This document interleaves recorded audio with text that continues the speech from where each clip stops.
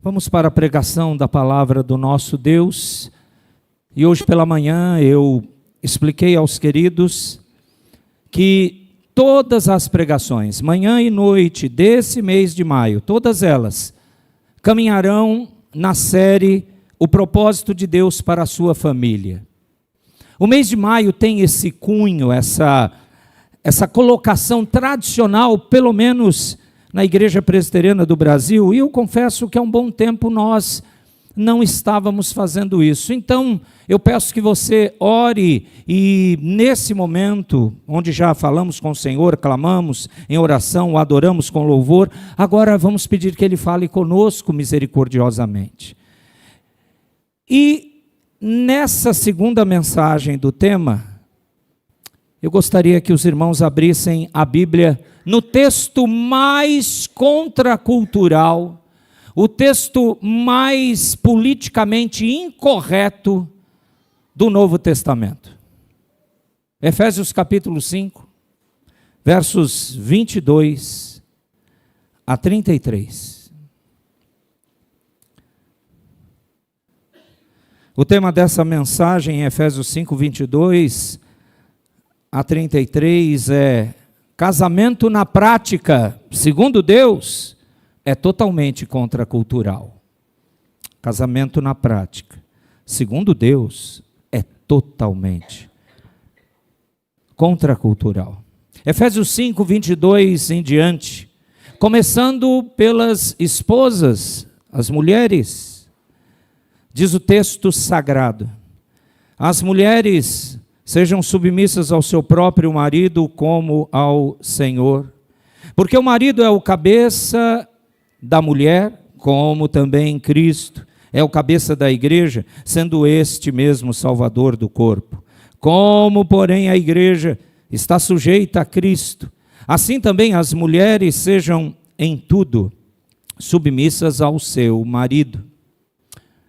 Maridos, amai vossa mulher, como também Cristo amou a igreja e a si mesmo se entregou por ela, para que a santificasse, tendo-a purificado por meio da lavagem de água pela palavra, para apresentar a si mesmo igreja gloriosa, sem mácula, nem ruga, nem coisa semelhante, porém santa e sem defeito. Assim também os maridos devem amar a sua mulher como ao próprio corpo. Quem ama a sua esposa, a si mesmo se ama, porque ninguém jamais odiou a própria carne, antes a alimenta e dela cuida, como também Cristo faz com a igreja. Porque nós somos membros do seu corpo. Eis porque deixará o homem a seu pai e sua mãe, e se unirá à sua mulher, e se tornarão os dois uma só carne. Grande é esse mistério, mas eu me refiro a Cristo e à igreja. Não obstante vós, cada um de per si também ame a sua própria esposa como a si mesmo, e a esposa respeite ao marido. Oremos mais uma vez. Senhor, estamos diante da tua palavra inerrante e infalível e carecemos da iluminação do teu Espírito para não imaginarmos aquilo que a sociedade nos bombardeia há tanto tempo, ensinando que isso nem mais existe, que os papéis de marido e mulher não são baseados num livro, como eles mesmos dizem, arcaico, baseado numa história judaico-cristã, e eles afirmam que não há relevância para o nosso tempo. Ó Deus, livra-nos dos enganos deste mundo, ilumina-nos o entendimento, nós rogamos, tão somente em nome de Jesus. Amém. É totalmente contracultural. Talvez alguém que ouvir mais esse sermão da nossa igreja via internet, pode questionar lá no chat e dizer: que isso? Jogue isso fora. É fruto do machismo do apóstolo Paulo? É fruto de uma sociedade patriarcal arcaica? Ou seja lá o que querem falar. Eu não vou perder tempo com isso. Eu tenho pouco tempo para nós examinarmos, não totalmente, mas pontos importantes de todo esse texto. Minhas irmãs, começa com vocês. Mas os homens, os maridos, por favor, chegará a sua hora. Eu peço que você atente. É um texto totalmente contracultural, politicamente incorreto. É mesmo. Só que esta é apenas uma mensagem para nós todos. Apesar de estar no descompasso com a nossa cultura de hoje, mais do que nunca talvez. Eu queria que você deixasse o texto aberto, ou se você está usando o celular ou algum equipamento eletrônico, dê uma olhada nesses versos todos. Passe os olhos. A primeira coisa que nós aprendemos é que homens e mulheres só poderão viver assim se Cristo for o Senhor deles, se Cristo os salvou, se o relacionamento deles com Cristo for além de uma religiosidade humana e sim baseado numa conversão, salvação, usando uma palavra bem bíblica, pessoas redimidas, restauradas, resgatadas, para viver o projeto de Deus no casamento, como Ele colocou desde Gênesis, capítulo 1 e capítulo 2. Mas talvez, mesmo nós, homens e mulheres de Deus, casados ou alguns desejosos disso, talvez você ainda, olhando a nossa atual época, se sinta meio que pressionado. Como mulheres serão submissas assim? Como maridos amarão como Cristo? Você percebe que parece que aquela palavra impossível, ela combina bem com esse questionamento? É impossível para nós. Mas eu gostaria que você aprendesse a primeira coisa. E para isso eu quero que você apenas olhe o texto. Ao longo dos versos 22 a 32, acredite em mim, 10 vezes, a referência do apóstolo Paulo a como as esposas e os maridos devem viver de maneira conjugal, por 10 vezes a comparação é em relação a Cristo. Verso 22, como ao Senhor. Verso 23, como também Cristo. Verso 24, a igreja está sujeita a Cristo.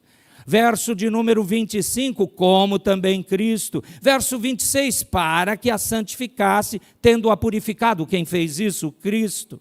Veja o 27, para apresentar a si mesma igreja gloriosa. Quem? Cristo. Verso 28, assim também os maridos, assim semelhante e com o exemplo de Cristo. Verso 29, como também Cristo faz com a igreja. Verso 30, somos membros do corpo de Cristo. E o verso 32, me refiro a Cristo e à igreja. 10 vezes. É a primeira coisa que você precisa aprender. Somente crentes redimidos, resgatados, que confessaram seus pecados, que são dependentes do Senhor. É para eles esse texto. Não, força humana, dinheiro.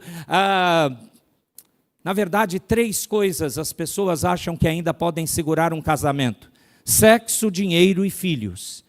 Essas 3 coisas são um engano, sempre foram. Mas vira e mexe a gente ouve alguma coisa assim: mantive o casamento por causa das crianças.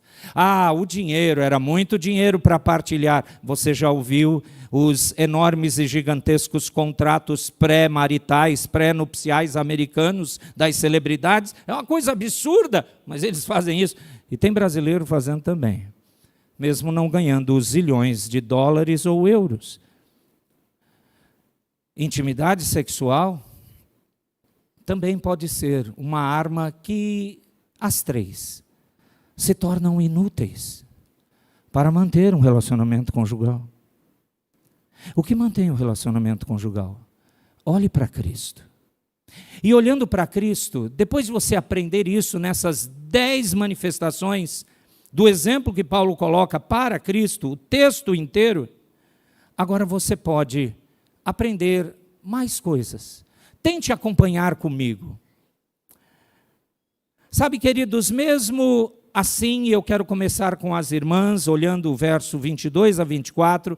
Minhas irmãs, mesmo sabendo que esse texto é contracultural, e vocês, melhor do que eu até, sabem que muitos desses ensinos bíblicos, pegue apenas a palavra submissão, já deve ter lhe dado muito trabalho no meio das suas amigas não cristãs, ou do local que você trabalha, ou mesmo sua vizinhança, ou alguém da família que não teme ao Senhor.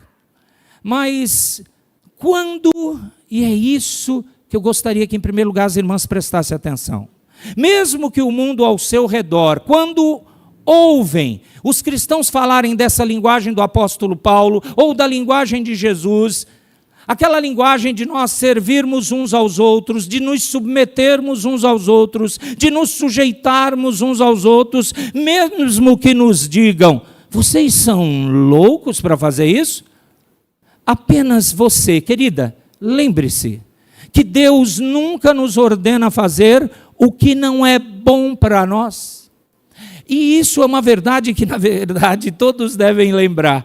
Ele nunca nos ordena fazer o que não é bom para o seu povo, e esse princípio é geral, não é abandonado, mesmo nesta área tão desafiadora do casamento.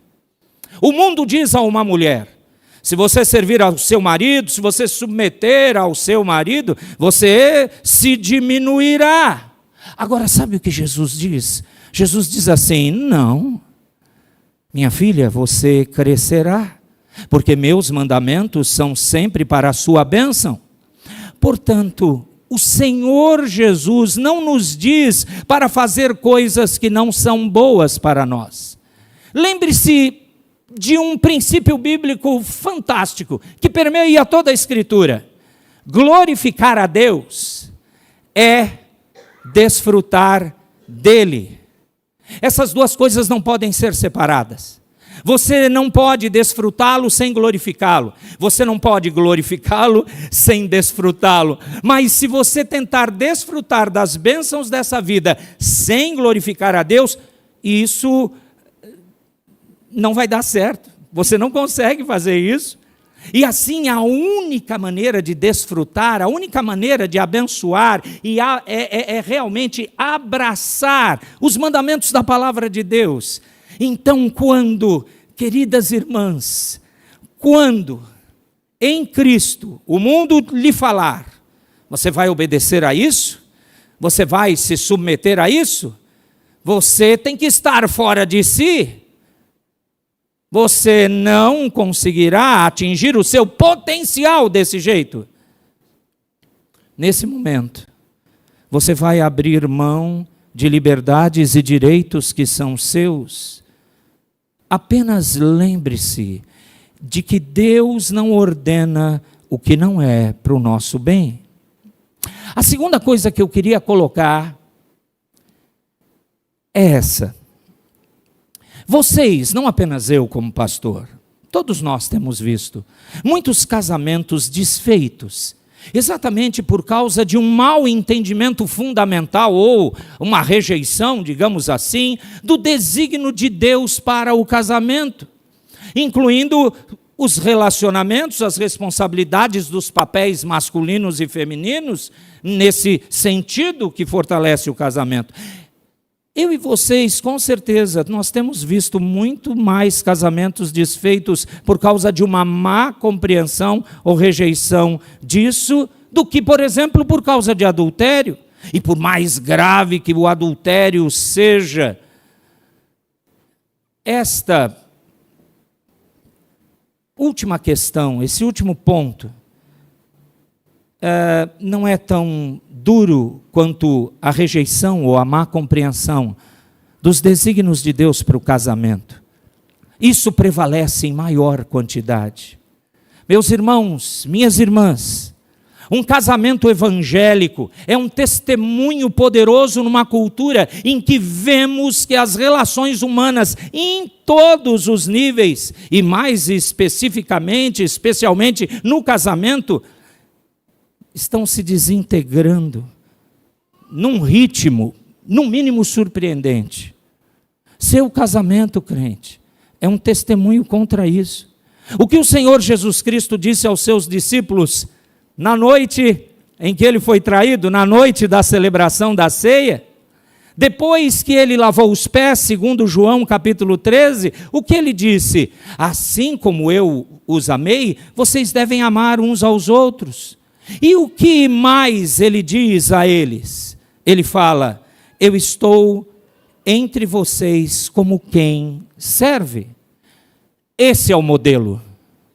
Esse é o modelo. Essa é a motivação da vida cristã nesse nível. Ele quer que todos nós tenhamos uma postura, um desejo de servir uns aos outros, e isso enquadra tudo o que é mais importante nessa passagem. Homens e mulheres, servindo a Cristo, mutuamente se servem, cumprindo os papéis que encontramos aqui. Veja, em primeiro lugar, Deus chama esposas cristãs a um respeito sincero, a uma submissão alegre e voluntária aos seus maridos. Olha, dê uma olhada, em primeiro lugar, as mulheres em relação aos seus próprios maridos. Elas não estão sendo aqui solicitadas a fazer nada que não seja solicitado a todos os cristãos. Você percebeu isso? Todos somos chamados para servir. Já deixei isso claro. Também nos lembra que estão sendo chamados para servir alguém que foi chamado por Deus para servi-los. Olha o verso 22. As mulheres sejam submissas ao seu próprio marido, como são submissas ao Senhor. Deus chama as esposas cristãs, as mulheres de Deus casadas, a um respeito sincero, a uma submissão alegre e voluntária diante dos seus maridos. E nós vimos isso sendo repetido no final desse trecho, o verso 33, quando na última frase diz, e a esposa respeite o marido. Submeter-se significa, para uma esposa, reconhecer, seguir e espreitar, ou espreitar, na verdade, como o marido vai liderar espiritualmente o lar. É isso que significa submissão. É como se a esposa crente dissesse ao Senhor, para reconhecer esse ensino, sim, Senhor Deus, tu estabeleceste uma ordem na qual chamaste meu marido, para ele ter a responsabilidade de dar liderança espiritual a esse lar. Eu reconheço isso, Senhor, e me submeto. A esposa é chamada a seguir, dizendo também ao Senhor, sim, Senhor, embora às vezes eu pense que conheço uma maneira melhor de fazer algumas coisas no nosso lar, na nossa vida, eu vou abraçar a liderança do meu marido, eu vou apoiar essa liderança, na verdade, eu vou promover essa liderança em nossa casa, ajudando que ele cumpra o chamado que o Senhor fez a ele. Vou respeitar meu marido, eu vou respeitar o fato de que um dia Deus irá chamar meu marido para prestar contas. Contas do quê? Contas da liderança espiritual da sua casa, da sua família. Ele ficará ali, diante do Senhor, no dia eterno, prestará contas de quão bem cumpriu as funções que Deus lhe deu. Agora você entende por que crentes também passarão pelo tribunal de Cristo? Precisamos lembrar disso. As esposas devem compreender, portanto, submissão significa simplesmente, repito, reconhecer, seguir, respeitar a liderança espiritual do marido no lar. E agora, praticamente, isso se resume a uma coisa. Primeiro, significa reconhecer uma ordem divinamente dada na família. Esposas, certifiquem-se de respeitar seus maridos. E a propósito, irmãs, essa submissão, como qualquer outro mandamento no Novo Testamento, é uma submissão obrigatória em primeiro lugar, e em segundo lugar é voluntária. Mas como isso? Deus nunca nos dá sugestões. Eu sugiro que você viva assim. A Bíblia diz que Ele nos dá decretos, mandamentos, ordens. O que Deus quer que nós façamos, ou melhor dizendo, como vamos fazer? Em primeiro lugar, irmãs, de boa vontade, com prazer. Eu não sou obrigado a fazer isso de má vontade. Isso mesmo. Má vontade não. Nós devemos fazê-lo voluntariamente, mesmo que seja obrigatório pela ordem do Senhor. Então esse comando é como qualquer outro comando do Novo Testamento. É por isso que agora eu quero que você se concentre comigo nessa questão, submissão e respeito, para dizermos algumas coisas que são especificamente práticas e que podem muito bem atrapalhar você se elas não acontecerem. Por exemplo, Deus diz que há uma analogia aqui, uma comparação entre a relação do marido cristão com a esposa e a relação de Cristo com a igreja. Você viu isso nos versos 23 e 24. Porque o marido é o cabeça da mulher, como também Cristo é o cabeça da igreja, sendo esse mesmo Salvador do corpo. Como, porém, a igreja está sujeita a Cristo, também as mulheres sejam em tudo submissas ao seu marido. Então, olhando esses dois versos, em outras palavras, o que Deus está dizendo agora? Ele está dizendo que existe um comparativo, uma analogia entre esse relacionamento, marido e mulher crentes, e o relacionamento de Cristo com a igreja. Não perca isso, não perca. Eu já ouvi isso muito. Amado, peça para o Senhor para você praticar isso hoje. A base dessa ordem, dessa diretiva, exatamente para as esposas, é que elas mostrem esse tipo de serviço e apoio aos seus maridos, para que os maridos mantenham uma relação com as suas esposas que mostre como Cristo em relação à igreja. Isso significa, entre outras coisas, que o casamento é maior do que ambos, maior do que você e seu cônjuge, é muito maior que a sua felicidade pessoal. A ideia do casamento, segundo Deus, é muito maior do que você apenas servir ao outro. Há mais em jogo no seu casamento como cristão do que apenas buscar a sua felicidade. A sua felicidade nesta vida, diga-se de passagem. O que está em jogo? A glória de Deus está em jogo no seu e no meu casamentos. E eu quero que você perceba que essa analogia, essa comparação, impõe tanto um fardo ao marido, quanto coloca uma responsabilidade para a esposa. Fardo ou responsabilidade, estou usando como sinônimos. Observe como é que Cristo, como cabeça da igreja, é chamado nessa passagem aqui. Veja que nesse momento os maridos gostam, não é? Da comparação, o cabeça. E tem marido que pode dizer, eu sou o cabeça dessa casa. Eu espero que você seja a semelhança de Cristo. E aí ele vai continuar dizendo, o que essa cabeça, o que esse líder faz? O Senhor Jesus é o Salvador do corpo, você viu nesses versos 23 e 24? E então ele vai expressar, ou melhor dizendo, ele vai explicar claramente o que isso significa. Significa dar a sua vida pelo bem-estar da igreja. O centro da obra salvadora de Cristo é dar bem-estar para a igreja. Então, irmãs, em cima dessa responsabilidade dos vossos maridos, a submissão precisa acontecer. Até porque eles precisam compreender a semelhança, a analogia com Cristo. São desafios formidáveis, com certeza. Talvez você diga, é difícil seguir, servir, principalmente se o meu marido for um pecador. É difícil amar e servir uma esposa, mesmo à custa da minha própria vida. Sim, a gente pode classificar isso como muito difícil. Só que é nesse contexto que o apóstolo Paulo pede que esse relacionamento se manifeste. Ele está dizendo a você, cristão, que o seu casamento foi projetado para dar uma imagem muito poderosa ao mundo incrédulo. E não há nenhuma imagem de Jesus Cristo na Bíblia. Você já viu isso? Não há.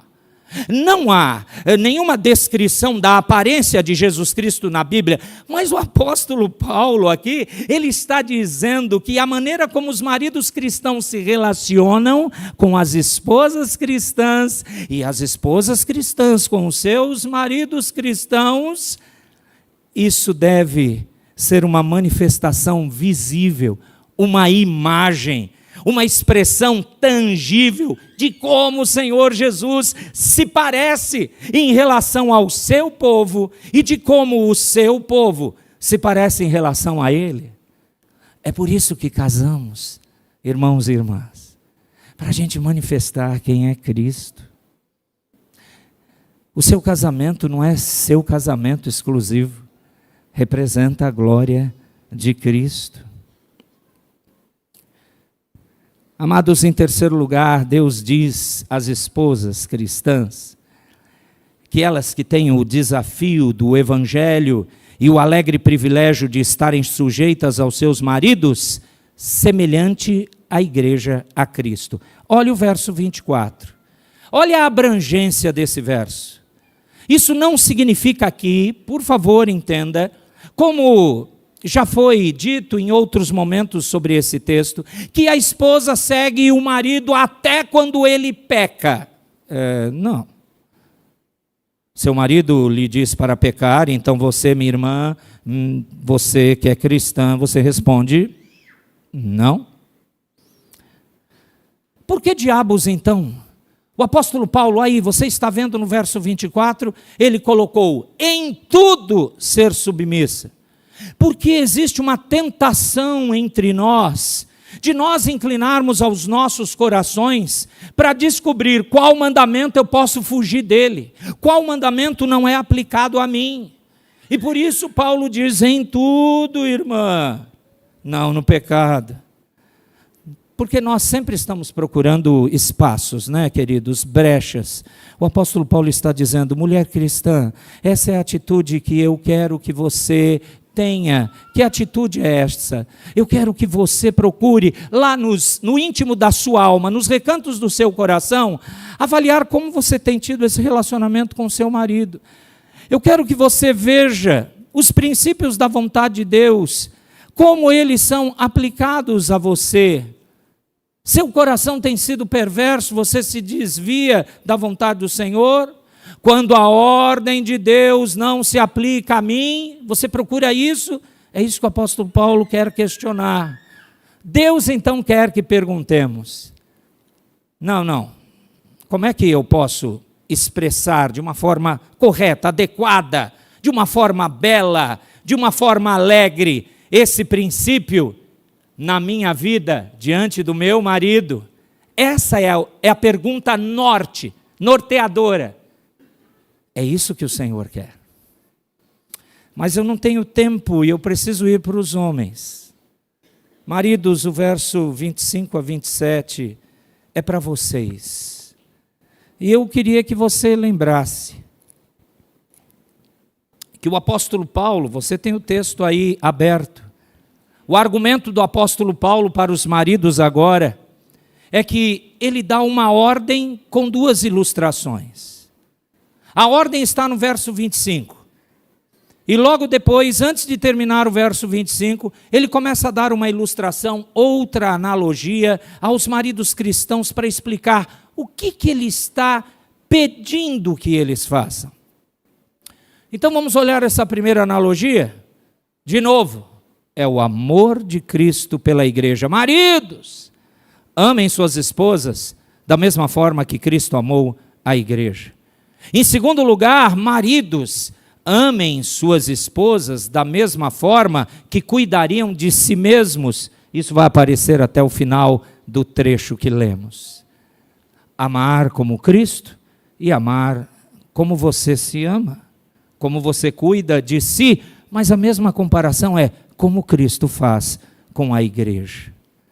Então, eu queria mostrar para os amados, de maneira bem objetiva, a parte mais trabalhosa.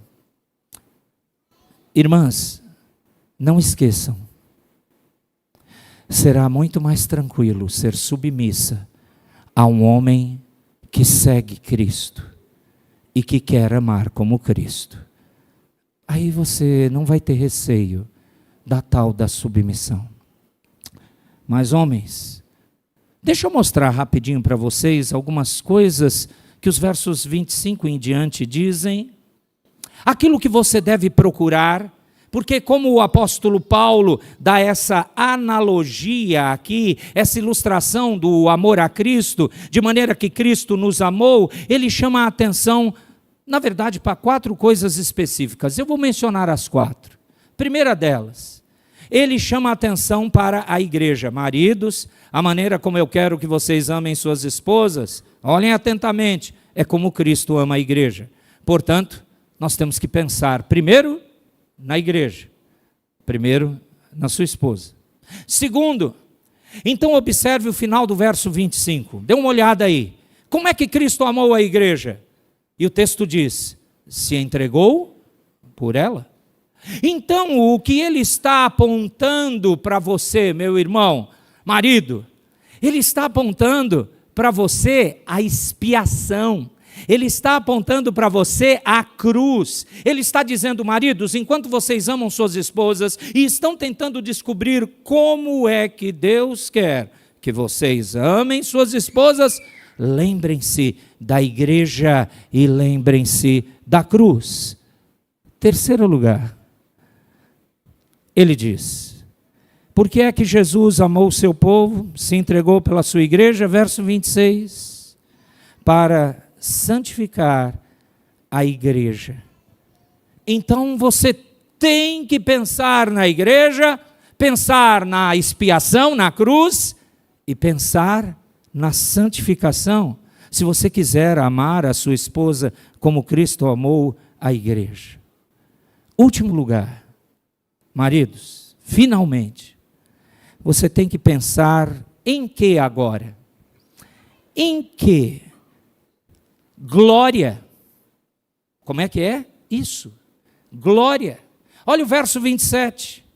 Você tem que lembrar o que a igreja será um dia. Você está lendo aí o 27? Eu preciso ganhar tempo. Passe os olhos enquanto eu falo com você. O que a sua esposa, meu querido, essa esposa terrena, cristã, o que ela será um dia na glória? Se você quiser amá-la como Cristo ama o seu povo, você vai lembrar que ela se tornará plena, perfeita e gloriosa. Aqui nessa terra ainda não, mas lá sim. Eu poderia ficar, amados, pelo ensino bíblico mais 1 hora, só aplicando a ligação de por que mulheres, lembrando da vontade de Deus, devem ser submissas, porque o Cristo bendito não manda coisas que destroem, mas que abençoam. Mas essas mulheres devem ter maridos crentes, que realmente estão se baseando nisso. Eles se preocupam com a igreja, a esposa, se preocupam com a redenção delas, isto é, a cruz, como Cristo se entregou, expiação, e eles se preocupam com santificá-la. Essa é a grande preocupação. E por fim, lembrar, ela será gloriosa, essa minha esposa, como Cristo fará com a igreja. Pense nisso. Pense nisso. Coloque isso, eu espero que você tenha anotado, ou se você quiser usar o YouTube e ouvir de novo, é seu casamento, que representa Cristo, que mostra Cristo para esse mundo. Por isso que casamento é importantíssimo aos olhos do Senhor, apesar de ser totalmente contracultural. Que o Senhor nos dê força para vivermos assim. Posso convidar a igreja para ficarmos em pé? Nós vamos orar, terminando, E essa oração eu quero que você peça sobre seu casamento. Pastor, eu estou solteiro, ou estou namorando, ou noivo. Bom, peça também. Pastor, o senhor não vai pregar sobre os solteiros? Sim, mas não hoje, é claro. Convido os solteiros a estarem aqui nos próximos domingos, manhã e noite. Senão, quando que o senhor vai pregar? Não, você só vai vir quando eu falar. Não. Viúvos, venha, tem um sermão, tem ensino bíblico.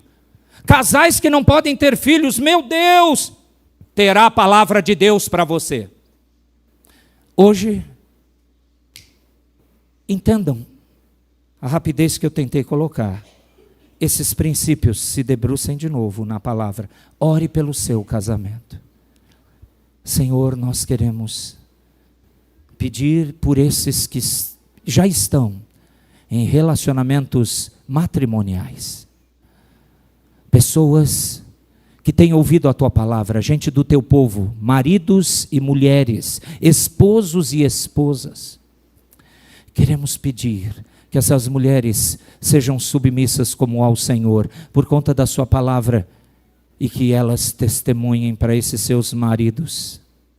Ó Deus, rogamos que os maridos, à semelhança de Cristo, pelo modelo do Senhor Jesus, possam santificar, possam esperar a glória eterna sobre suas esposas, possam se entregar totalmente a elas, possam verdadeiramente cuidar das suas esposas. Rogamos isso para todos os casados da nossa igreja e os futuros casamentos também, em nome de Jesus. Amém.